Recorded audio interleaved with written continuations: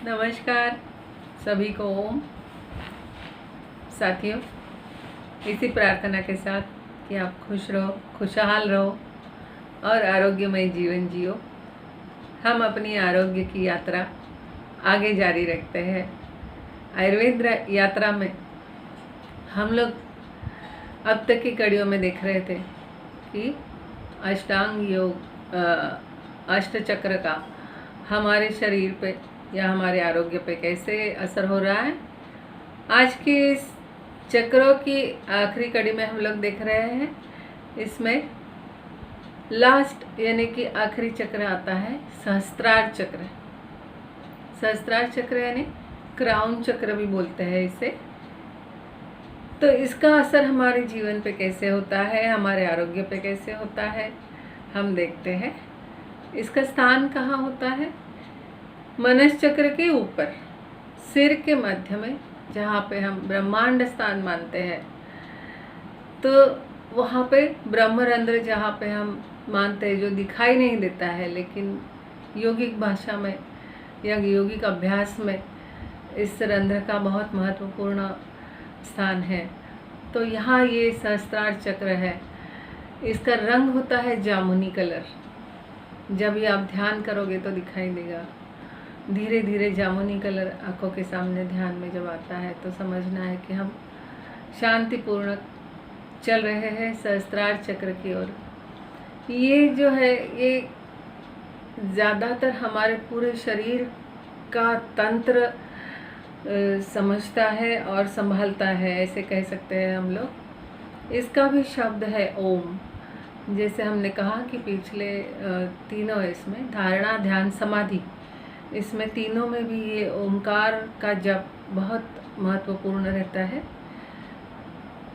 ये जब भी हम श्वास के मार्फत जब योग करना बैठेंगे, प्राणायाम करना बैठेंगे, तभी सबसे महत्वपूर्ण और महायोगियों के लिए या महापुरुषों के लिए, जितने भी संत हैं या हमेशा ध्यान करने वाले लोग हैं, उनको ये चक्र के बारे में ज़्यादा असर होता है और जानकारी रखनी पड़ती है और सावधानियां भी बरतनी पड़ती है, क्योंकि इसका हमारे पूरे शरीर पे, पूरी अंदरूनी और बाहरी शरीर के ऊपर इसका ज़रूर असर होता है। सारी रोगों का, सारी हमारी आरोग्य का इसके ऊपर बहुत निर्भरता होती है।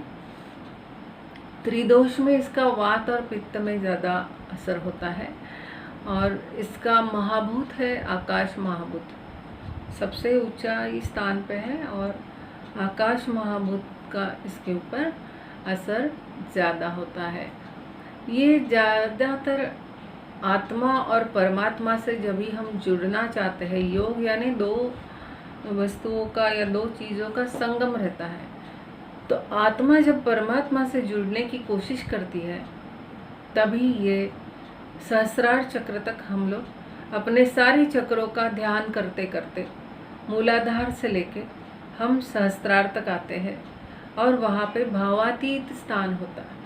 वहाँ पे भावातीत ध्यान हो जाएगा आपका और सबसे ज़्यादा मन शांति इस चक्र में मिलती है जब आप ध्यान करोगे, और सबसे ज़्यादा निरोगीपन आना शुरू हो जाता है अगर आप नियमित इसका अभ्यास करोगे और बैठक लगा के यहाँ तक पहुँचने की कोशिश करोगे।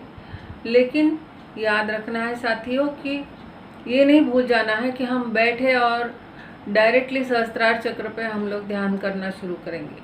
आपको धीरे धीरे धीरे मूलाधार चक्र से लेके सारे चक्रों की स्थिति ठीक करते करते, उनकी रंगों पे, उनके शब्दों पे ध्यान देते देते हमें फिर ऊपर की ओर बढ़ना है, सीढ़ी से सहस्त्रार तक। अगर ये इम्बैलेंस हो गया तो क्या होता है, जैसे कि सिर दर्द है, माइग्रेन है, ब्रेन से जुड़ी सारी बीमारियां हैं, कभी कभी तो ब्रेन हैमरेज भी होता है, या हमेशा जिसको आँखों की बीमारी है, कान की बीमारी है, जैसे गले के ऊपर की जितनी बीमारियां हैं, इससे भी ये ज़्यादा खतरा होता है। ये जब इम्बैलेंस हो जाता है, फिर इंसान कभी पागलों जैसी हरकतें करता है, पागलों जैसे सोचता है, बिहेव करता है, या तो फिर उसको कुछ डिवाइन पावर से, यानी कि जो स्पिरिचुअल पावर हम लोग इतनी मेहनत से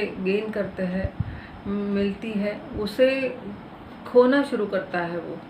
अगर उस चक्र पे ध्यान देके आप नहीं ध्यान करोगे तो धीरे धीरे उसका विश्वास उड़ जाता है, या कुछ सफलता नहीं मिली तो उसको स्पिरिचुअल पावर से विश्वास उड़ना शुरू हो जाता है।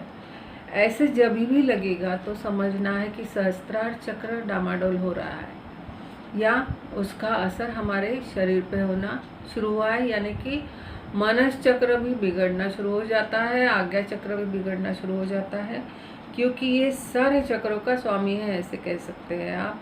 ये सारे शरीर के इंद्रियों का, सारी हमारी जितनी भी रचनाएं हैं शरीर की, सबको कंट्रोल करता है ये।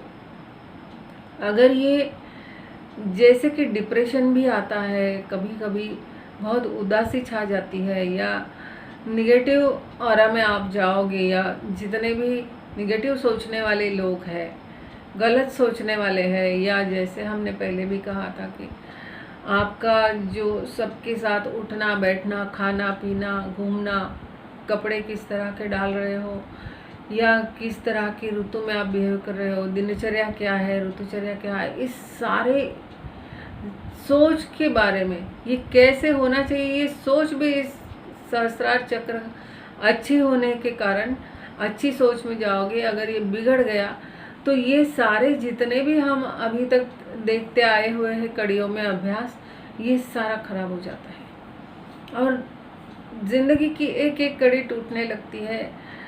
जहाँ सफलता नहीं मिलती है वहाँ पे फिर से मन खराब हो जाता है, बुद्धि खराब हो जाती है, इंद्रियां अलग से बिहेव करने लगती है, और इन सब का असर हमारी हार्मोनल बैलेंस पे होता है। हमारी हार्मोन्स इम्बैलेंस हो जाएंगे तो एक एक रोग एक एक अवयव में प्रविष्ट होना शुरू होता है।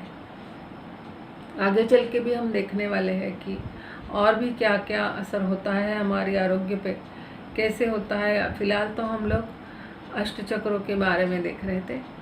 अब इसे ठीक करने के लिए जब भी आप जिंदगी का कोई मकसद बना लोगे और बस ध्येय पूर्ति के लिए साधना करोगे और ध्येयहीन नहीं रहोगे तो ये चक्र बिल्कुल धीरे धीरे ठीक होना शुरू होता है। बार बार हमें अपने ध्येय पे, अपने लक्ष्य पे, अपने गोल्स पे ध्यान देना है। मन तो हटता ही है, मन चंचल है, वायु की वेग से ये हटता है, लेकिन फिर से उसे ठिकाने पे लाके हमें अपनी ध्येय के ऊपर अगर आप ध्यान दोगे और अगर त्राटक करोगे और मन शांत रख के अगर नाम जप करोगे तो ये चक्र फिर से सुस्थिति में आता है और अपना काम जो है, जो गोल से आपके, वो अचीव करने में आपको गति मिलती है। सारी चक्रों को गति देने का भी काम ये चक्र करता है। तो इसके ऊपर सारा निर्भर है हमारा साधना में या जिंदगी में भटक जाना या सही रास्ते पे चलना, ये या चलाना दूसरों को भी, ये इसी चक्र के ऊपर बहुत निर्भर होता है। अगर आप योगासन करते हो तो शीर्षासन, बकासन, ऐसे आसन भी आपको, वो नमनासन, ये सारे आपको मदद करेंगे। सूर्य नमस्कार तो रोज ही करना है, उसमें सारे आसनों का समाविष्टता है जिससे कि हमारी अंग प्रत्यंग पूरा बहुत सशक्त रहता है। आध्यात्मिक शक्तियों की जो संप्राप्ति होती है वो मस्तिष्क से रिलेटेड रहती है, और ज्ञान है, पराविद्या है, परम ज्ञानी जो रहते हैं या बहुत विद्वान रहते हैं, बहुत होशियार रहते हैं, ब्रिलियंसी रहती है, हर एक चीज़ का ज्ञान रखने वाले लोग जो रहते हैं उनका सहस्त्रार चक्र बहुत अच्छा रहता है। और हम हमेशा कहते हैं ना कि इंस्पिरेशन मिलती है इनसे हमें प्रेरणा मिल रही है, अच्छी प्रेरणा मिल रही है ज़िंदगी में। तो ऐसे अच्छे सहस्त्रार चक्र जिनका अच्छा है उनके सानिध्य में रहना भी बहुत ज़रूरी होता है, इसलिए हम सत्संग में जाते हैं, अच्छे ज्ञानी व्यक्तियों के साथ रहते हैं, उठते हैं, बैठते हैं। तो ये प्राणायाम और इसके अभ्यास से भी सहज सुलभ है।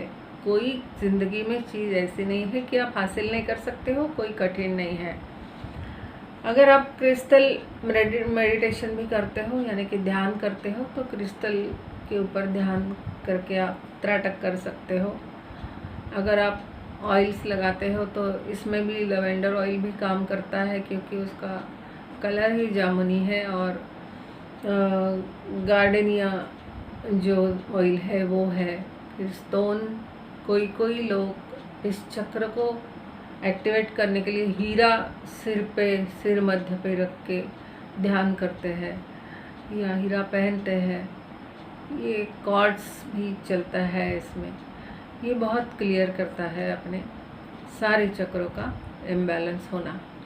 ये यहाँ पे हम लोगों ने साथियों देखा कि हमारे शरीर से, हमारे सारे चक्रों से जुड़ा हुआ ये आरोग्य, और आरोग्य से जुड़े हुए चक्र, अष्ट चक्र कैसे काम करते हैं। आशा करती हूँ कि जो गागर में सागर हम समा के आपको जानकारी दे रहे हैं, परिचय दे रहे हैं अपनी ज़िंदगी जीने के लिए, और आयुर्वेद, योग और अध्यात्म, इनका एक समन्वय, एक सोच हमारे ज़िंदगी में ज़्यादा अच्छी आए, इसलिए ये हमारा प्रयत्न चल रहा है। आशा करती हूँ आपको ये अच्छा लगा, और अच्छा लगे तो ज़रूर सब्सक्राइब करना। मिलते रहिए, शेयर करते रहिए, लाइक करते रहिए। अगली कड़ियों में फिर से एक नया आरोग्य के बारे में अगली कड़ी लेके आते हैं। तब तक के लिए इजाज़त दीजिए। धन्यवाद। ओम।